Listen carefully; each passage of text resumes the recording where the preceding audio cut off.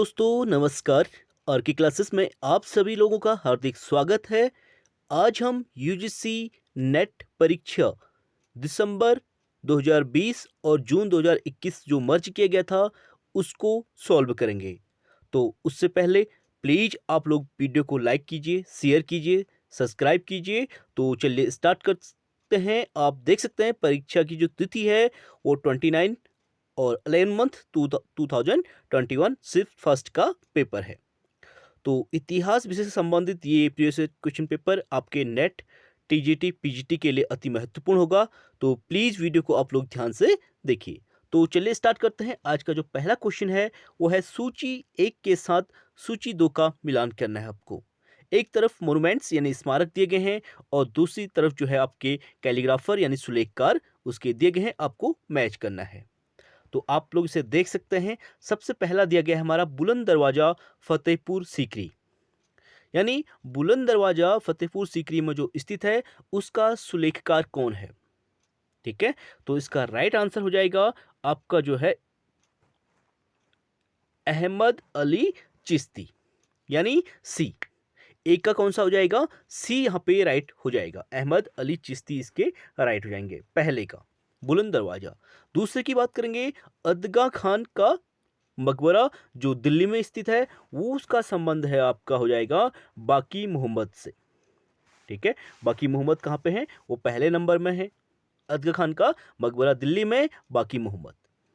और सी है आपका साहब बेगम का मकबरा जो इलाहाबाद में स्थित है, उसका संबंध है आपका मीर अब्दुल्ला मुस्किन कलम से, यानी फोर्थ यहाँ पर राइट हो जाएगा। और अंतिम है हमारा एतमाद उद्दौला का मकबरा जो आगरा में स्थित है और साथ ही इंपॉर्टेंट है, बहुत बार पूछा गया है। तो इसका राइट आंसर हो जाएगा अल कुरैशी। ठीक है, एतमाद उल्ला का मकबरा सॉरी जो आगरा में स्थित है वो है अब्द अल नबी अल कुरैशी, पूरा नाम। इस तरीके से आप इसे नोट डाउन कर सकते हैं, यहाँ से क्वेश्चन पूछे जाने की संभावना बनती है। एक बार आप देख सकते हैं इसका एक्सप्लेनेशन और साथ ही प्लीज नोट डाउन जरूर करें, यहाँ से क्वेश्चन बनता है। अगले क्वेश्चन की बात करेंगे। अगला है निम्नलिखित ईरानी चित्रकारों में से मोस्ट इंपोर्टेंट पिता पुत्र का कौन सा जोड़ा जो है हुमायूं के दरबार में था। तो ईरानी चित्रकारों की बात करें, ठीक है, उसमें पिता पुत्र का जोड़ा जो हुमायूं के दरबार में था वो कौन था, ये पूछा गया है। तो इसका राइट आंसर है आपका डी, मीर मुसब्बिर और अब्दुस समद। ठीक है, तो दूसरे का डी यहाँ पे राइट आंसर हो जाएगा। आप देख सकते हैं, सॉरी यहाँ पे डी नहीं, इसका ए राइट आंसर हो जाएगा। यहाँ पे थोड़ा सा मिसप्रिंट हुआ।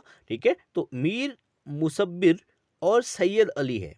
ठीक है, अब्दुल समद की जगह सैयद अली, यानी पहला यहाँ पे राइट आंसर हो जाएगा। हुमायूं के दरबार से पिता पुत्र का संबंध है, ए यहाँ पे राइट आंसर हो जाएगा। आप इसका एक्सप्लेनेशन देख सकते हैं।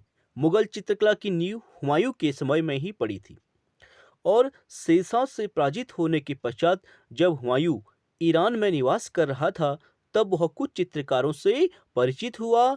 उनके कामों से प्रभावित होकर उनमें से दो को उसकी सेवा में आमंत्रित किया और ये कलाकार थे अब्दुल समद और मीर मुसब्बिर। हालांकि किसी कारण से मीर मुसब्बिर हुमायूं के दरबार में उपस्थित नहीं हो सका। उसके जगह पर मुगल सेवा में उसका बेटा मीर सैयद अली उपस्थित हुआ, जिसे हुमायूं ने नादिर उल उस्र की उपाधि प्रदान की तथा अब्दुल समद को सीरी कलम की उपाधि प्रदान की थी। ये उपाधियां भी पूछी गई हैं, आप इनको नोट डाउन कर सकते हैं। अगला क्वेश्चन है हमारा मोस्ट इंपोर्टेंट। जहांगीर के शासनकाल में कुछ चित्रकारों ने मुगल चित्रकारी के छत्र में विशेष शैलियों में निपुणता हासिल कर ली थी और इस संबंध में निम्नलिखित में से कौन से कथन सही हैं। तो आपको पता है ABC स्टेटमेंट दिए गए हैं, राइट आपको बताना है। तो पहला है मंसूर जो है जानवरों और फूलों के चित्र बनाने में निपुण था। बी है अबुल हसन एक छवि चित्रकार था। और सी है गोवर्धन साधु संतों, संगीतज्ञों और फकीरों के चित्र बनाने में निपुण था। तो इसका राइट आंसर आपका हो जाएगा डी, यानी ए बी और सी तीनों यहाँ पे राइट है। आप एक्सप्लेनेशन देख सकते हैं। जहांगीर स्वयं एक कुशल चित्रकार था और इसका काल मुगल चित्रकला का जो है चरमोत्कर्ष यानी स्वर्ण काल के रूप में भी जाना जाता है। और जहांगीर अपने शाहजादा काल में अकारिजा के नेतृत्व में आगरा में एक चित्रशाला की स्थापना की। जहांगीर के दरबार के प्रसिद्ध चित्रकारों में अबुल हसन, विसनदास, मंसूर, गोवर्धन, मनोहर, माधव और मोहम्मद मुराद, दौलत, फारूक बेग आदि प्रमुख थे। और इनमें से कुछ चित्रकारों में मुगल चित्रकारी के क्षेत्र में विशेष शैलियों में निपुणता हासिल कर ली थी, जैसे उस्ताद मंसूर, जो पक्षियों के चित्रों से संबंधित माना जाता है। ये इंपॉर्टेंट है, पूछा गया है। और जहांगीर ने इसे नादिर उल असर की उपाधि प्रदान की थी। ये उपाधि भी बहुत बार पूछी गई है, आप नोट डाउन कर सकते हैं। मंसूर जो है जानवरों और फूलों के चित्र बनाने में निपुण था और उसकी जो है महत्वपूर्ण कृतियों में साइबेरिया का एक बिल्ला सारस, मोस्ट इंपोर्टेंट, बहुत बार पूछा गया है। साइबेरिया का एक बिल्ला सारस तथा बंगाल का एक अनोखा पुष्प उल्लेखनीय है। और अबुल हसन बादशाह शाहजहां ने इसे नादिर उज जमा की उपाधि प्रदान की थी। और अबुल हसन को व्यक्ति चित्रों यानी छवि चित्रों में महारत हासिल थी। गोवर्धन साधु संतों, संगीतज्ञों और फकीरों के चित्र बनाने में निपुण था। अगला क्वेश्चन है हमारा 1859 से 60 में दिगंबर विश्वास और विष्णु विश्वास ने किस आंदोलन का नेतृत्व किया था? मोस्ट इंपोर्टेंट, तो कौन सा आंदोलन था? वो था आपका नील विद्रोह। ठीक है, 1859-60 डेट देख सकते हैं आप लोग। सी यहाँ पे राइट आंसर हो जाएगा, यानी एक्सप्लेनेशन आप देख सकते हैं। नील विद्रोह जो है बंगाल के नदिया जिले में स्थित गोविंदपुर गांव में 1859 और 60 ईस्वी तक चला था।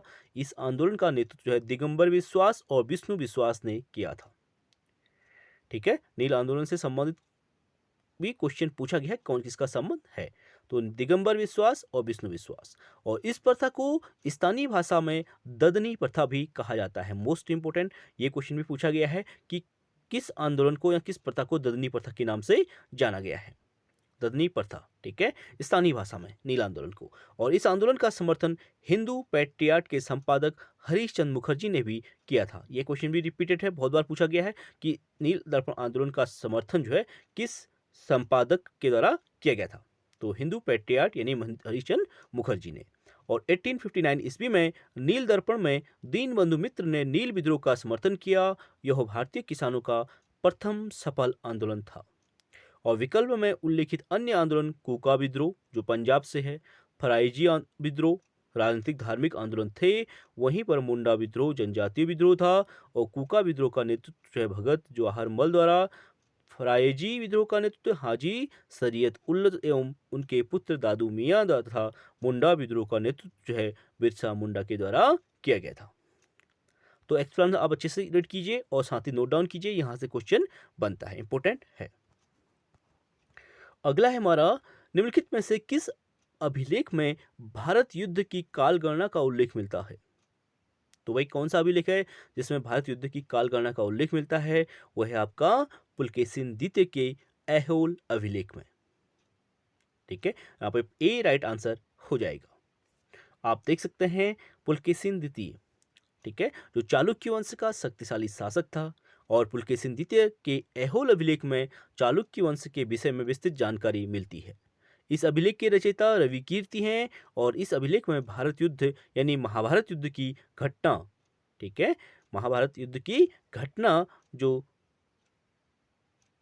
3102 से 1 ईस्वी पूर्व के काल गणना का उल्लेख किया गया है। और उत्तर प्रदेश के मऊ जिले में घोसी तहसील से मधुबन ताम्रपत्र जो 631 ईस्वी में प्राप्त हुआ है। और इसमें हर्ष द्वारा श्रावस्ती भुक्ति के सोमकुंडा गांव के सावणी गोत्री भट्ट वात्स्वामी तथा विष्णु वृद्ध गोत्री भट्ट शिवदेव स्वामी को अग्रहार का मतलब है भूमि अनुदान का उल्लेख प्राप्त है। और प्रभावती गुप्ता गुप्त सम्राट चंद्रगुप्त द्वितीय की पुत्री थी। उसका विवाह वाकाटक नरेश रुद्रसेन द्वितीय के साथ संपन्न हुआ। और प्रभावती गुप्ता का एक महत्वपूर्ण अभिलेख पूना ताम्रपत्र अभिलेख में है। और हरहा अभिलेख उत्तर प्रदेश के बाराबंकी जिले से प्राप्त हुआ है। यह लेख मौखरी नरेश ईशान वर्मा के पुत्र सूर्य वर्मा द्वारा खुदवाया गया था। इसके अध्ययन से हमें इस वंश के प्रथम 4 राजाओं के शासनकाल की घटनाओं का ज्ञान प्राप्त होता है। अगला क्वेश्चन है हमारा, निम्नलिखित में से कौन से अधिकारी अपने प्रांत में जल व्यवस्था के लिए जाने जाते हैं? इंपॉर्टेंट क्वेश्चन है। तो आपको जल व्यवस्था से संबंधित देख सकते हैं आप, सुईय की बात करें, पुष्यगुप्त की बात करें, या तुषास्प की बात करें, या सुविसाक की बात करें। तो यहाँ पे ए बी सी डी चारों राइट आंसर हैं, यानी ये सभी जो है जल व्यवस्था के लिए जाने जाते हैं। ठीक है, डी यहाँ पे राइट आंसर हो जाएगा। आप इसका एक्सप्लेनेशन देख सकते हैं। सभी विकल्प क्या है यहाँ पे राइट है, क्योंकि कल्हड़कृत राजतरंगिणी में कश्मीर के इतिहास का उल्लेख मिलता है। और कश्मीर के शासक अनंत वर्मन के समय सुई नामक अधिकारी ने झेलम नदी पर बांध बनाकर नहरें निकलवाई थी। और पुष्यगुप्त चंद्रगुप्त मौर्य का राज्यपाल था, जिसने सौराष्ट्र प्रांत में सुदर्शन झील पर जल व्यवस्था के लिए बांध का निर्माण करवाया था। और वहीं तुषास्प ने इस झील से नहरें निकालकर सिंचाई के लिए जल व्यवस्था का प्रबंध किया, जो मौर्य सम्राट अशोक का प्रांतपति था। और सुविसाक की बात करें तो सुविसाक ने रुद्रदामन के समय इस बांध का मरम्मत करवाया और उसे 3 गुना मजबूत बनवाया एवं जल प्रबंधन की व्यवस्था की थी। अगला क्वेश्चन है हमारा, उपनिवेशवाद की आर्थिक आलोचना के संबंध में निम्न में से कौन से कथन सही हैं? ठीक है, तो उपनिवेशवाद की बात कर रहा है, तो देख सकते हैं आप लोग कोलोनिज्म की बात कर रहा है, तो यहाँ पे ए और बी केवल पहला और दूसरा, ठीक है, ए और बी ही राइट है। आप लोग देख सकते हैं पहला क्या कह रहा है, पहला कह रहा है बित्रानी प्रशासकों ने रेल मार्ग के तेज निर्माण और भारत के विदेश व्यापार को भारत की समृद्धि के साक्ष्य के रूप में प्रस्तुत किया, बिल्कुल राइट स्टेटमेंट है। दूसरा है राष्ट्रवादियों के लिए घरेलू उद्योग, विदेशी व्यापार और रेलवे पर नकारात्मक प्रभाव भारतीय अर्थव्यवस्था के अल्प विकास को दर्शाता है।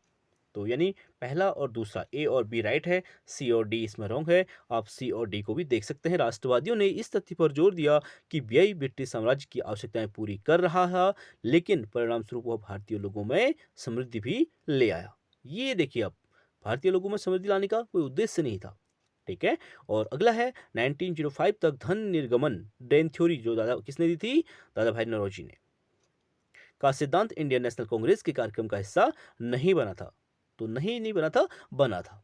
ठीक है, तो इसलिए सी और डी इसमें रॉन्ग हो जाएंगे और ए और बी राइट हैं। आप एक्सप्लेनेशन रीड कर सकते हैं। उपनिवेशवाद की जो आर्थिक आलोचना के संदर्भ में बित्रानी शासकों ने रेल मार्गों के निर्माण और विदेशी व्यापार को भारत की समृद्धि के रूप में देखा। उनके अनुसार रेल मार्ग के निर्माण से माल के आवागमन में सुगमता आई, फलतः व्यापार वाणिज्य में बढ़ावा मिला, जिससे देश की प्रगति हुई। जबकि राष्ट्रवादियों ने ब्रिटिश सरकार के इस विचारधारा का तर्कपूर्ण क्या किया था, खंडन किया था। और राष्ट्रवादियों के अनुसार विदेशी व्यापार रेलवे पर नकारात्मक प्रभाव भारतीय अर्थव्यवस्था के अल्प विकास को दर्शाता है, क्योंकि इस व्यापार ने भारतीय बाजार को कच्चे माल एवं तैयार माल का निर्यातक एवं आयातक बना दिया। इसलिए विकल्प सी क्या है, रॉन्ग है। और व्यय ब्रिटिश सरकार की आवश्यकताएं पूरी कर रहा और परिणाम स्वरूप भारतीय लोगों में समृद्धि भी कर रहा था। इसलिए विकल्प डी भी गलत है, क्योंकि धन निष्कासन जो ड्रेन थ्योरी का सिद्धांत था वो कांग्रेस के 1896 ईस्वी के कलकत्ता अधिवेशन, ठीक है, कलकत्ता अधिवेशन जिसकी अध्यक्षता एम रहमतुल्लाह सानी ने पेश किया था, उसमें किया गया था। अगला क्वेश्चन है, निम्नलिखित में से किस इतिहासकार के अनुसार 1592 में अकबर के साम्राज्य में लगभग 120 नगर और 3200 कस्बे थे? तो भाई कौन सा इतिहासकार था, वो था आपका निजामुद्दीन अहमद। ए यहाँ पे राइट हो जाएगा। आप लोग देख सकते हैं अकबर मुगल काल का एक महान शासक था और इसका जन्म जो है 15 अक्टूबर 1542 ईस्वी में अमरकोट सिंध के राणा बीरसाल नामक राजपूत सरदार के घर में हमीदा बानो बेगम के गर्भ से हुआ था। कब हुआ था, 15 अक्टूबर 1542 ईस्वी में। और इसके पिता का नाम हुमायूं था। और अकबर के समय मुगल साम्राज्य का विस्तार तेजी से हुआ और इस दौरान शहरीकरण और शहरों की आबादी में भी वृद्धि हुई। और निजामुद्दीन अहमद के अनुसार 1592 ईस्वी में अकबर के साम्राज्य में लगभग 120 नगर और 3200 कस्बे थे। और आईने अकबरी से पता चलता है कि नगर का प्रशासन कोतवाल नामक पदाधिकारी करता था, ये भी पूछा गया है, जिसका कार्य आधुनिक नगरपालिकाओं और पुलिस अधिकारियों के समान था। अगला क्वेश्चन की बात करेंगे, 9th क्वेश्चन है हमारा, निम्नलिखित संधियों का कालानुक्रम रखें। तो आपको ठीक है, सीरियल क्रम में लगाना है इसको। आप लोग देख सकते हैं यहाँ पे सबसे पहले आएगा इसमें, आप सी इसका राइट आंसर है, यानी इलाहाबाद और कड़ा की संधि जो हुई थी 16 अगस्त 1765 में। उसके बाद आएगी आपकी श्रीरंगपट्टनम की संधि, ठीक है, जो हुई थी 18 मार्च 1792। आप डेट नोट डाउन कर सकते हैं, इससे क्वेश्चन बार बार रिपीट होते हैं और साथ ही भूलने की संभावना रहती है, इसलिए एग्जाम से पहले आप इनको रिवीजन करके जरूर जाइए और साथ ही नोट डाउन कीजिए। श्रीरंग श्रीरंगपट्टनम की जो संधि हुई थी वो हुई थी 18 मार्च 1792, और वसई की संधि की बात करें, इंपॉर्टेंट है, 31 दिसंबर 1802 को, और लाहौर की संधि 9 मार्च 1846 को। अगला क्वेश्चन है हमारा, नीचे कथन दिए गए हैं, स्टेटमेंट आपको देखना है। फावड़ा और हसिया छोटे शस्त्र और घोड़े के लौह उपकरण जो है महापाषाण युग के स्थलों से मिले हैं, और कथन है, स्टेटमेंट सेकंड है, मास्की और नागार्जुन कोंड महापाषाण युग के स्थल हैं। तो इसका राइट आंसर है ए, यानी पहला और दूसरा दोनों कथन क्या है, राइट है। क्यों है, आप देख सकते हैं, नवपाषाण युग की जो समाप्ति के पश्चात दक्षिण में जिस संस्कृति का उदय हुआ उसे बृहत अथवा महापाषाण संस्कृति कहा जाता है, और इस संस्कृति के लोग अपने मृतकों के अवशेषों को जो है सुरक्षित रखने के लिए बड़े बड़े पत्थरों का प्रयोग किया करते थे, और बृहत पाषाण को मेगालिथ कहा जाता था। ये कृषि कर्म से भली भांति परिचित थे। उनके द्वारा उत्पादित प्रमुख अनाज चावल जौ चना रागी आदि थे, और गाय बैल भेड़ बकरी घोड़े आदि इनके पालतू पशु थे। यहाँ से भी क्वेश्चन बनता है, आपको पता होना चाहिए कौन सी फसल इससे संबंधित नहीं है, नवपाषाण काल की बात करेंगे तो, ठीक है, और कौन सा पशु इससे संबंधित नहीं है। ये बहुत बार रिपीटेड क्वेश्चन है। गाय भी संबंधित है, बैल भी है, ठीक है, भेड़ भी है, बकरी भी है, घोड़ा भी है। हाथी दे देगा या फिर कुछ भी और दे देगा, भालू दे देगा, ठीक है, कौन सा संबंधित नहीं है। वे लोहे के उपकरण का प्रयोग करते थे, और समाधियों की खुदाई में विविध प्रकार के लौह उपकरण जैसे तलवार हो गया, कटार, त्रिशूल, चपटी, कुल्हाड़ियाँ, फावड़े, छेनी, हंसिया, चाकू, भाला आदि पाए गए हैं, और साथ ही छोटे शस्त्र एवं घोड़ों के लौह उपकरण भी मिले हैं। महापाषाण युग से संबंधित बहुत से महापाषाणिक स्थल मिले हैं, जिसमें कर्नाटक से मास्की, ब्रह्मगिरी, हल्लूर तथा आंध्र प्रदेश से नागार्जुन कोंड, कदम्बपुर आदि महत्वपूर्ण हैं। और तो दिया गया जो स्टेटमेंट है पहला और दूसरा यहाँ पे राइट हो जाएगा। अगला क्वेश्चन है हमारा, इनमें से कौन से ग्रंथ जो है तलाक की अनुमति देते हैं, ठीक है, तो तलाक की जो अनुमति देते हैं वो कौन कौन से ग्रंथ हैं। तो आप लोग देख सकते हैं यहाँ पे सी और डी, केवल अर्थशास्त्र और याज्ञवल्क्य की स्मृति जो है तलाक की अनुमति देते हैं, यानी यहाँ पर डी इसका राइट आंसर हो जाएगा। आप देख सकते हैं, इंपॉर्टेंट क्वेश्चन है, कौटिल्य ने स्त्रियों से विवाह विच्छेद यानी तलाक की अनुमति अपनी पुस्तक अर्थशास्त्र में दिया है, और तलाक के लिए कौटिल्य ने मोक्ष शब्द का प्रयोग किया है, मोस्ट इंपोर्टेंट, ठीक है, तलाक के लिए कौटिल्य चाणक्य ने कौन से शब्द का प्रयोग किया है, मोक्ष शब्द का। और पति के बहुत दिन तक विदेश में रहने से या उसके शरीर में दोष होने पर पत्नी उसका त्याग कर सकती थी। इस प्रकार पत्नी के व्यभिचारिणी होने या फिर वंध्या होने जैसी दशाओं में पति उसका त्याग कर सकने का अधिकारी था, ये चाणक्य ने कहा है। इसके अतिरिक्त धर्मसूत्र साहित्य से कालांतर में स्मृति साहित्य का विकास हुआ, और स्मृतियों का निर्माण हिंदू धर्म के चरम विकास को सूचित करता है। स्मृतियों को धर्मशास्त्र की संज्ञा दी गई, और स्मृतियों में मनुस्मृति सबसे प्राचीन एवं प्रमाणिक मानी जाती है। और याज्ञवल्क्य की स्मृति, याज्ञवल्क्य की बात करें, स्मृति की बात करें, नारद स्मृति गुप्त काल यानी 5वीं शताब्दी की रचनाएं हैं।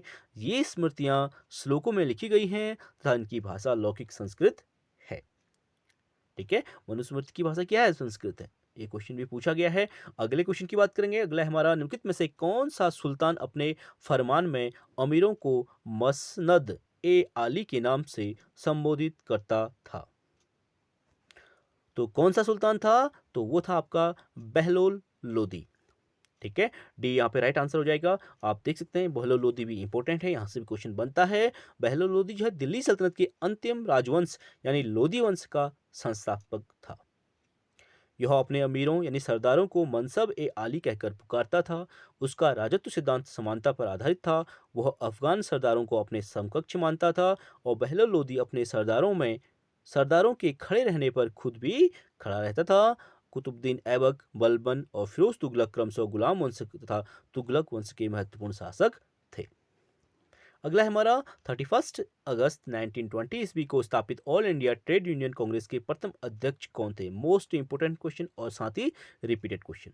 तो इसके अध्यक्ष जो थे वो थे लाला लाजपत राय। यहाँ पे ए राइट आंसर होना चाहिए, तो बिल्कुल ए राइट आंसर है।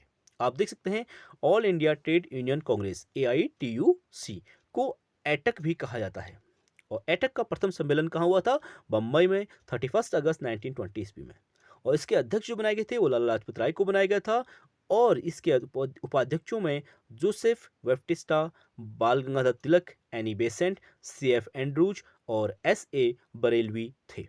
तो क्वेश्चन यहाँ से ही बना है, पूछा गया है, ठीक है, कि इसके अध्यक्ष तो लाला लाजपत राय थे, बहुत बार रिपीटेड क्वेश्चन है, लेकिन उपाध्यक्षों में कौन संबंधित नहीं था, ये क्वेश्चन पूछा गया है। ठीक है, तो आपको कौन संबंधित है ये देख सकते हैं, जो नहीं था वो आप यहाँ पे राइट करेंगे जब ये चारों आपको याद होंगे। और महामंत्री दीवान चमनलाल को बनाया गया था और महामंत्री भी पूछा गया है। और 1919 ईस्वी में अंतर्राष्ट्रीय श्रम संगठन यानी ILO की स्थापना भी हुई है। ये भी इंपॉर्टेंट है, नेट में भी पूछा गया है बहुत बार, PGT और नेट में। और भारत भी उसका सदस्य बनना चाहता था। उसी दौरान 1920 में बम्बई में MN जोशी, वेफ्टिस्टा तथा लाला लाजपत राय के सम्मिलित प्रयासों से अखिल भारतीय ट्रेड यूनियन कांग्रेस की स्थापना की गई थी। अगला क्वेश्चन हमारा मैच करना है सूची 1 के सूची 1 के साथ सूची 2 को मिलान कीजिए। मुगल शासक और कुल जमा में खालिसा का अनुमानित जो हिस्सा था वो बताया गया है, तो आप लोग इसको मैच कर सकते हैं। ठीक है, देख सकते हैं अकबर की बात करें तो अकबर के शासनकाल में 1/4 था, ठीक है, अनुमानित हिस्सा। जहांगीर की बात करें वहाँ पे 120, शाहजहां की बात करें 1/7 और औरंगजेब की बात करें सबसे कम, सबसे कट्टर शासक था, उसके में 1/5। सॉरी, सबसे कम अकबर के था 1/4, ठीक है, औरंगजेब 1/5। तो यहाँ पे इसका राइट आंसर हो जाएगा आपका, आप देख सकते हैं ए राइट है, यानी मैच कर सकते हैं, इसे नोट डाउन कर सकते हैं। और आज का हमारा अंतिम क्वेश्चन रहेगा, सुल्तान ने मालिकों, अमीरों, दरबार के अधिकारियों तथा जिम्मेदार और रुतबे वाले व्यक्तियों को एक दूसरे के घर न जाने और दावत खानों में सामूहिक पार्टी न करने का आदेश दिया। सुल्तान को सूचित किए बिना और उसकी अनुमति लिए बिना उसके बीच अंतर्विवाह की इजाज़त नहीं थी। सुल्तान को पहचानिए। भाई इतने जो प्रतिबंध लगाए थे वो कौन सुल्तान हो सकता है, आप एनालिसिस कर सकते हैं। तो यहाँ पे इसका राइट आंसर हो जाएगा अलाउद्दीन खिलजी, ठीक है, तो बी यहाँ पे राइट आंसर हो जाएगा।